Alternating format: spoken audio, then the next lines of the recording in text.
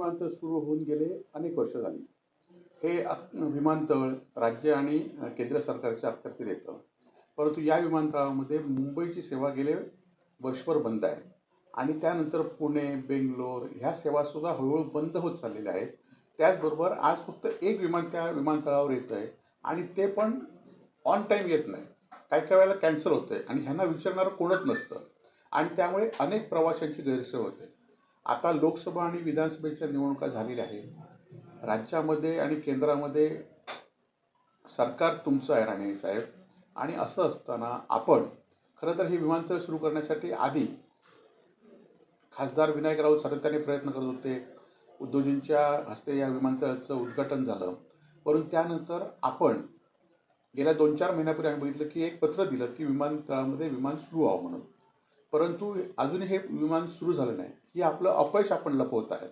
खरं तर याआधीसुद्धा आपली संस्कृती आहे, घरात घुसून मारू, घराला टाळं ठोकू. मी एक सर्वसामान्य कार्यकर्ता म्हणून गेले अनेक वर्ष काम करतोय आणि आपली ही भूमिका, कालची भूमिका ही आपली उद्विग्न होती की आपला विजय हा जनतेने कशाच्या रूपाने आपल्याला विजय आपण मिळवलेला आहे. ठोकशाही ला स्वीकारून लोकांना आमिष देऊन आपण विजय मिळवलेला आहे हे आपल्याला सुद्धा माहिती आहे आणि त्यामुळे ही आपली उद्विग्नता आपण व्यक्त काल माझ्या रूपाने या ठिकाणी व्यक्त केलेली आहे. परंतु अशा धमक्यांना मी कधी भीक घातली नाही आणि यापुढे काय भीक घालणार नाही. खरं तर लोकप्रतिनिधी म्हणून लोकप्रतिनिधी म्हणून आम्ही विरोधी पक्षातले जे काही चुकीचे दाखवू ते खरं तर तुम्ही सुधारलं पाहिजे. तुम्ही विमानतळ सुरू केलं पाहिजे. परंतु आपण विमानतळ सुरू करताना माझ्या घरात घुसून मला टाळं ठोकण्याची किंवा मला धमकी देण्याचा आपण प्रयत्न करताय.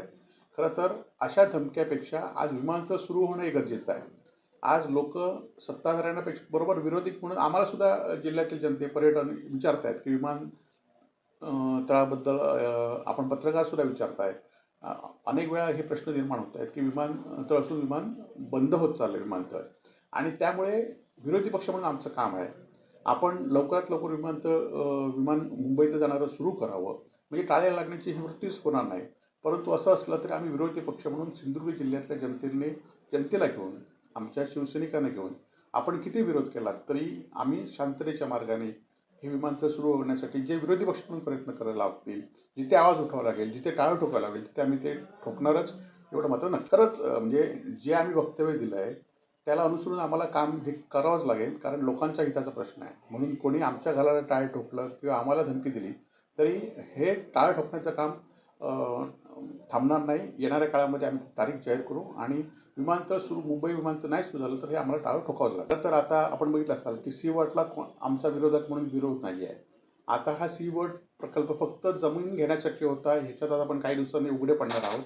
आज सी वर्ड असून देत किंवा पारंपरिक मच्छीमारांना जी संरक्षण असून देत किंवा रिफायनरी असून देत हे सगळे आता हे तुम्ही आता सगळेच तुम्हाला दिलेले आहेत. लोकप्रतिनिधी खालपासून वरपर्यंत सगळे तुमचे आहेत, सत्ता तुमची आहे आणि त्यामुळे तुम्ही हे प्रकल्प करा. तुम्हाला कोणताही विरोध राहणार नाही. परंतु प्रकल्पाच्या नावाखाली जागा घेऊ नका तर त्याला आमचा विरोध राहील.